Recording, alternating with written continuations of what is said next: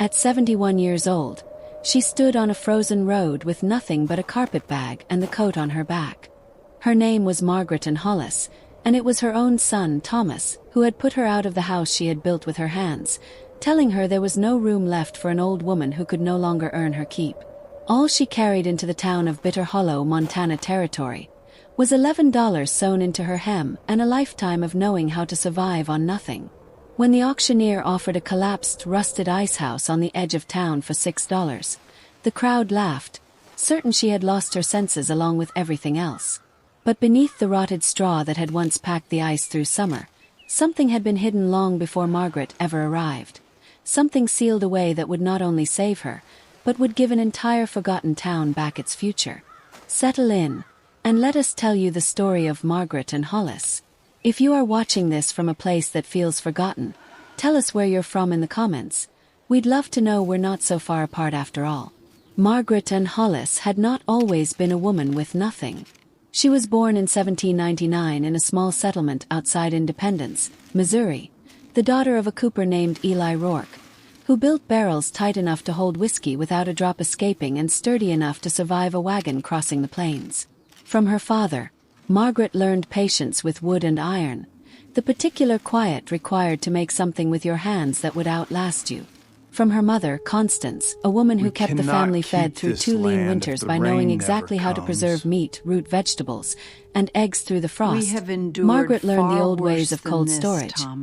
Techniques passed down through generations of women who understood that survival often depended not on what you had, but on how well you kept what little you had from spoiling. By the time Margaret was 16, she had married a quiet, steady man named Josiah Hollis, a blacksmith's apprentice with calloused hands and a gentle way of speaking that made her feel, for the first time in her life, entirely safe. Together they moved west with a tide of settlers pushing into the territories, eventually putting down roots in a town that did not yet have a name, a cluster of cabins and a trading post beside a river that would one day be called Bitter Hollow. Josiah built his forge. Margaret built her garden, her larder. Her reputation as a woman who could stretch a winter's provisions further than anyone else in the valley. When neighbors ran short before spring thaw, it was often Margaret who quietly left a jar of preserved venison or a sack of dried apples on their doorstep, never asking for thanks, never speaking of it afterward. She and Josiah raised 4 children in that town, though only 2 survived past infancy. A daughter, Ruth, who married a rancher and moved south to Wyoming Territory before Margaret was 40, and a son, Thomas, who stayed close but grew as the years passed, increasingly resentful of what he saw as his mother's stubborn devotion to the old ways. Josiah died in 1855, crushed beneath a wagon wheel that slipped its axle on an icy road, and Margaret buried him with her own hands, helping to dig the frozen earth, refusing every offer of comfort that smelled of pity. She was 56 years old when she became a widow, and she resolved, quietly and without fanfare, that she would never again be entirely dependent on anyone. For the next 15 years, Margaret lived alone in the small house she and Josiah had built, tending her garden, selling preserves and dried goods at the trading post, and teaching whatever young women in town cared to learn the old methods of keeping food through winter. Packing meat in salt and snow, layering root vegetables in sand-filled barrels, understanding which cuts of ice, harvested correctly from the river in deep winter, could keep a cellar cold clean through July if you knew how to insulate it properly with sawdust and straw. It was knowledge that had once been essential to every household on the frontier, knowledge that the newer generation, arriving with railroad conveniences and tinned goods shipped in from the east, increasingly regarded as quaint, even unnecessary. Thomas Hollis had grown into a man of some ambition, and by 1870 he had taken over the family plot, expanded it with a loan from the Territorial Bank, and married a woman named Sarah who came from a family of some standing in the county seat. Margaret lived in a small addition built onto their farmhouse, an arrangement that had seemed, for a time, workable enough. She helped with the grandchildren, kept her own small garden, and asked for little. But Sarah had never warmed to her mother-in-law's quiet frugality, her insistence on preserving and mending rather than purchasing new, her habit of speaking her mind plainly when she believed something was being done poorly or wastefully. The friction between the two women grew slowly, the way frost creeps up a window pane, nearly invisible until the whole glass is covered. The disagreement that finally broke the household came in the deep cold of January 1871, when Margaret, watching the family's stores dwindle faster than she believed wise, suggested that Thomas was overextending himself with his latest loan to purchase more cattle than the land could reasonably winter. Thomas, already strained by the pressures of debt and a difficult harvest the previous autumn, took the comment as an insult to his judgment and his manhood. Sarah, who had long wanted a household of her own without an elderly widow looking over her shoulder, saw her opportunity and pressed it. Within a fortnight, Thomas told his mother, with more coldness than Margaret believed him capable of, that the addition would be needed for the growing family, and that perhaps it was time she considered other arrangements.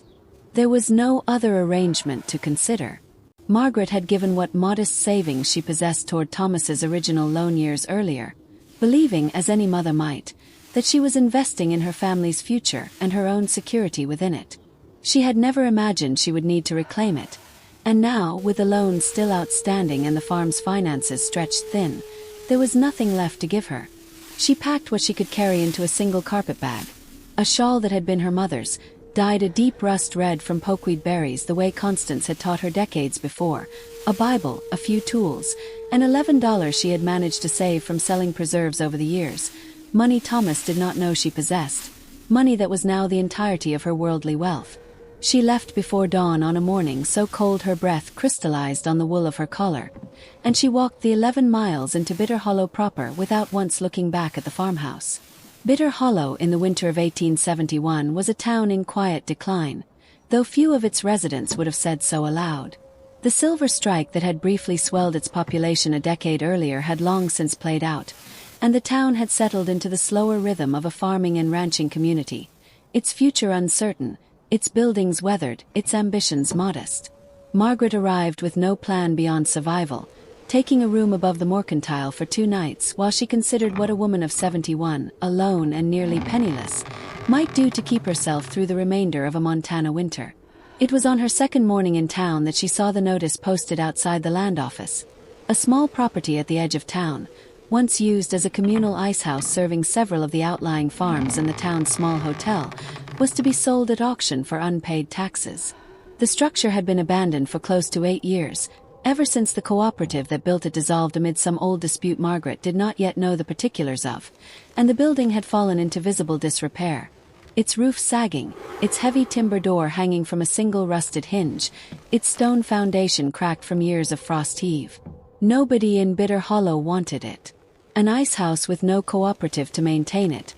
no ice-cutting crew, no customers, was worth less than the land beneath it, and even the land was marshy and unremarkable. The auction was sparse, held on the courthouse steps on a morning when the wind came hard off the mountains and most of the town had better sense than to stand outside in it. When the auctioneer, a portly man named Wendell Cobb, called for bids on the Icehouse property, there was a long silence, followed by a ripple of low laughter from the handful of men gathered there, several of whom recognized Margaret as Thomas Hollis's mother and had already heard, through the efficient machinery of small-town gossip, that she had been turned out of her son's home. When Margaret raised her hand and offered $6, the laughter grew louder, and Wendell Cobb himself seemed to hesitate, as though giving her the chance to reconsider before he brought down his gavel on what everyone present assumed was a foolish, sentimental decision made by a desperate old woman with nowhere else to go. No one else bid.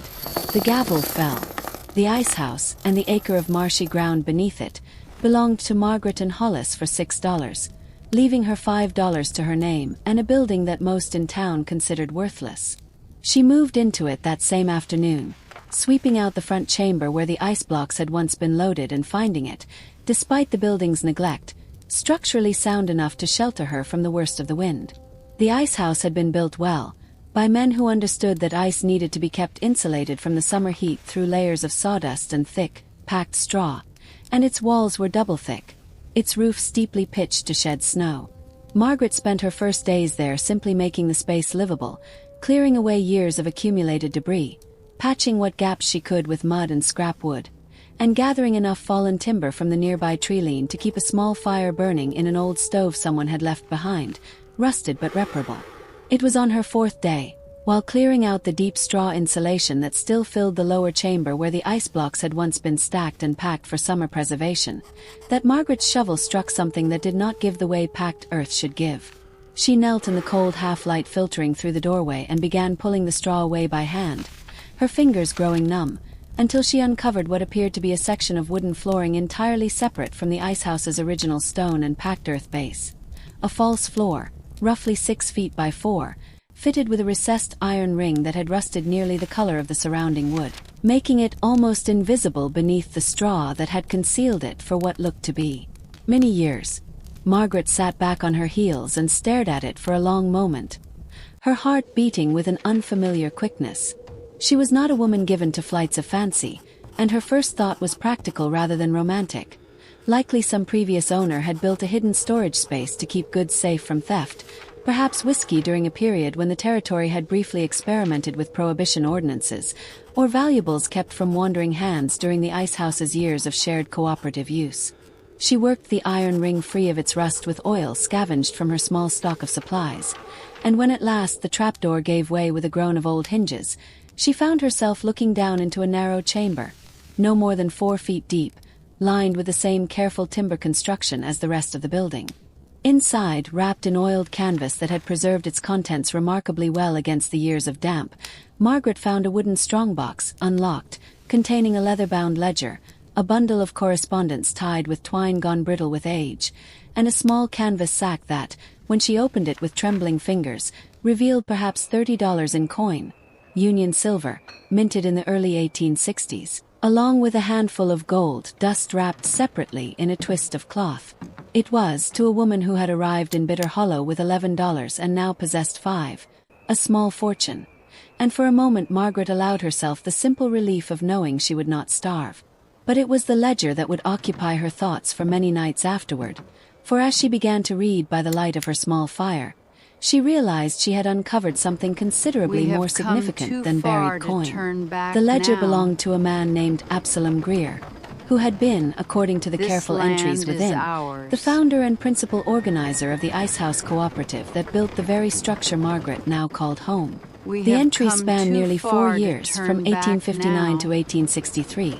and detailed not only the operations of the ice-cutting business, the harvesting schedule, the customer accounts, the wages paid to the crew who cut and hauled ice from the river each winter, but also something far more troubling. Interwoven with the mundane records of a small frontier business were entries documenting Absalom Greer's growing certainty that he was being systematically cheated by his partner in the enterprise, a man named Silas Bramwell, who Margaret recognized with a start as the grandfather of Bitter Hollow's current and quite prosperous banker Emmett Bramwell. According to Greer's careful accounting, Silas Bramwell had used his position as the cooperative's treasurer to skim profits over several years, falsifying records to show losses where there had been gains, and ultimately using the cooperative's own funds, without the knowledge or consent of its dozen or so investor members, to purchase land and establish the private banking concern that would eventually become the Bramwell Trust, the very institution that now held the note on Thomas Hollis's overextended farm,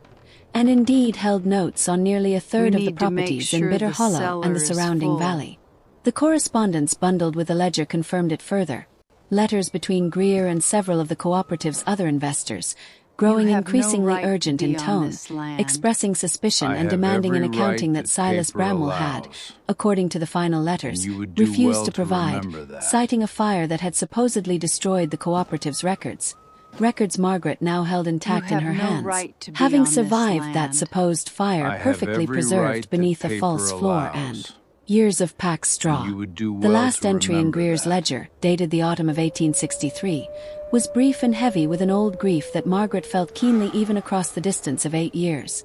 Greer wrote that he intended to bring his evidence before the territorial magistrate, that he had grown fearful for his family's safety after Silas Bramwell had made what he described only as certain intimations regarding what might happen to a man who pursued such accusations too vigorously, and that he was hiding this ledger and the cooperative's remaining coin in the one place he believed no one would think to look, beneath the very straw that kept the town's ice cold through summer. There was no further entry. Margaret learned, through careful and quiet inquiry over the following days, that Absalom Greer had died that winter of 1863, officially of a fever, though several older residents of Bitter Hollow, when pressed gently and in confidence, admitted they had always found the timing curious, and that the cooperative had dissolved shortly afterward, its remaining assets absorbed, with remarkably little documentation, into the newly formed Bramwell Trust. Margaret understood, sitting alone in her rusted icehouse with the weight of this discovery settling over her like the winter cold itself,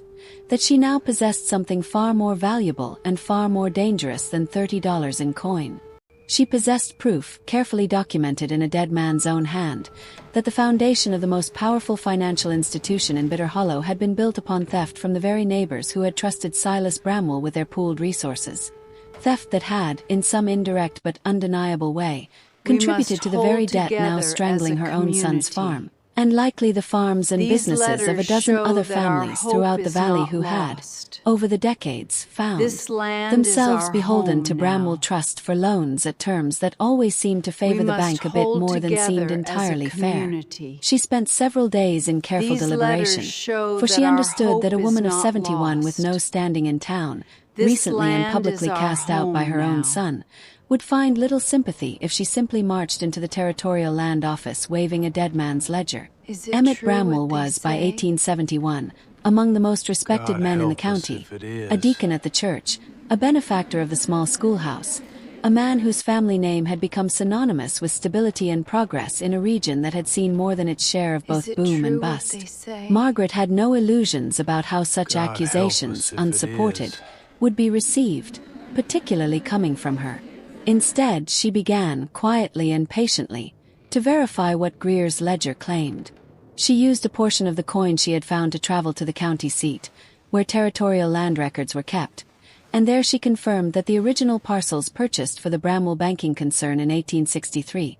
had indeed been acquired for a sum suspiciously close to the total assets Greer's ledger claimed the cooperative had possessed at the time of its dissolution. She sought out two of the surviving investors named in Greer's correspondence, elderly men now living modestly on the outskirts of the county, and found them, when shown copies of their own old letters, willing at last to speak of suspicions they had long carried but never voiced, having assumed, as the years passed, that any proof had been lost forever in the fire Silas Bramwell had claimed destroyed the records. It was Emmett Bramwell himself who forced Margaret's hand, when word reached him, through the same efficient gossip that had informed the town of her circumstances, that the widow Hollis had been asking pointed questions about his grandfather's old business dealings and had been seen visiting the county land office and calling upon old-timers who rarely received visitors. He came to the Icehouse himself on a bright, cold February morning, immaculately dressed against the weather, and stood in the doorway of the humble structure with an expression of practiced concern that did not entirely mask the wariness beneath it. He suggested, in tones that carried the unmistakable weight of both warning and offer,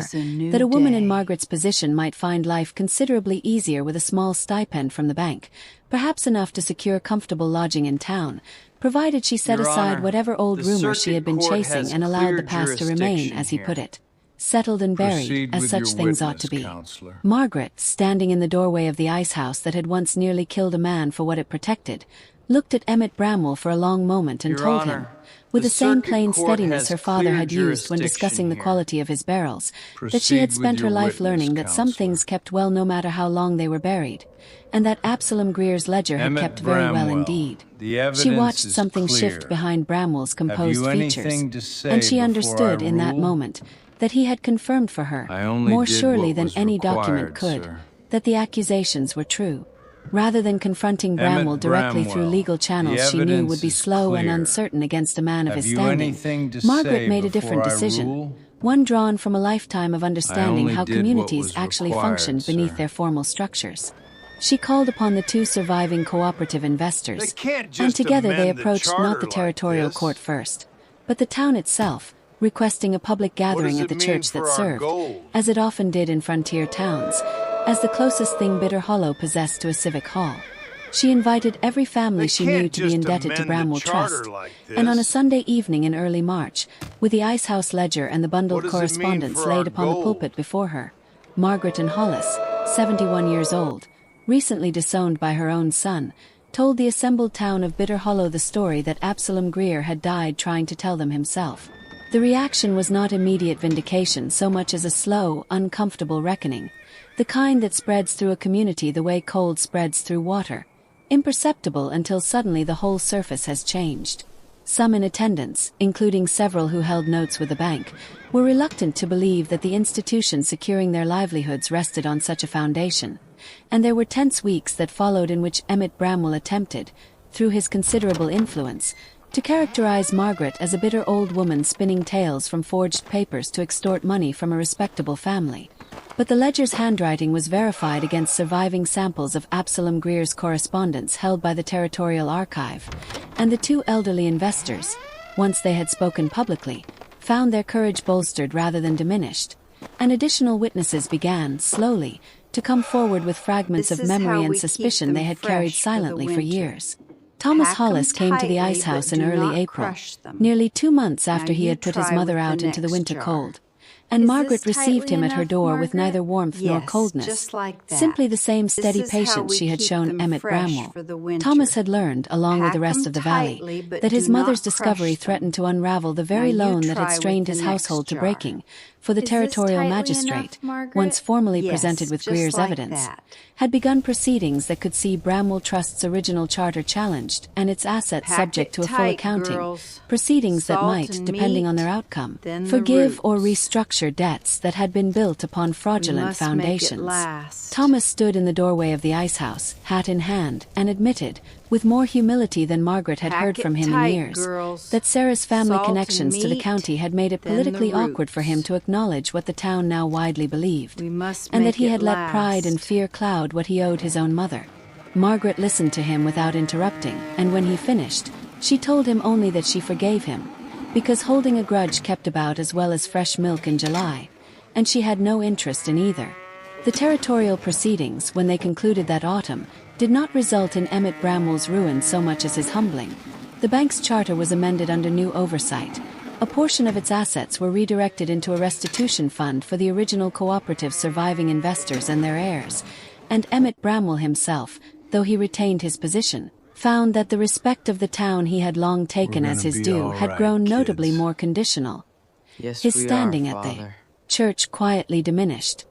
His name spoken in Bitter Hollow thereafter with a caution that had not existed before. It was, Margaret reflected, a form of justice more fitting than any dramatic downfall could have been. Not destruction, but the slow, honest reckoning that comes when a community finally sees clearly what it had long chosen not to. Margaret used a portion of her own restitution, along with the coin Greer had left behind, to do something that surprised even herself in its simplicity.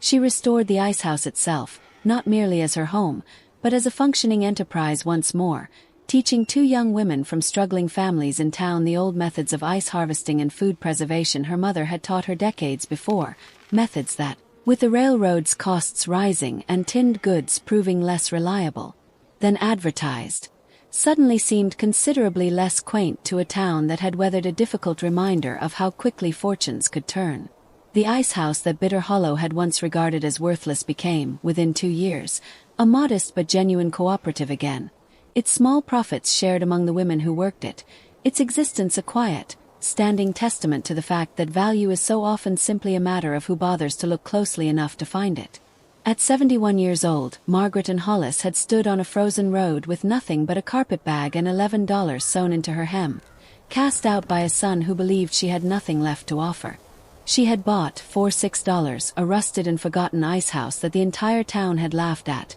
and beneath its straw she had found not merely coin enough to survive the winter, but a truth that had waited 8 years to be uncovered by someone patient enough and humble enough to kneel in the cold and dig. What Margaret understood in the years that followed, watching the Icehouse she had once entered with nothing become a place of livelihood and quiet pride for the women who worked alongside her,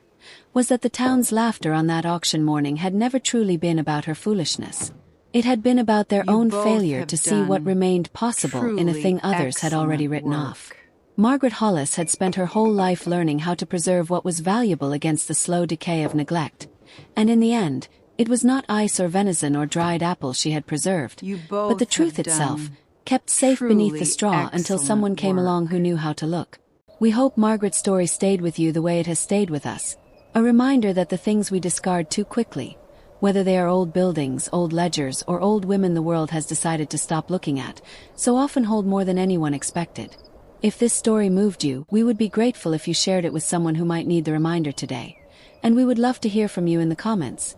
What is a time you found real value in something or someone that others had already written off? Thank you for spending this time with us and with Margaret. Until next time, stay close.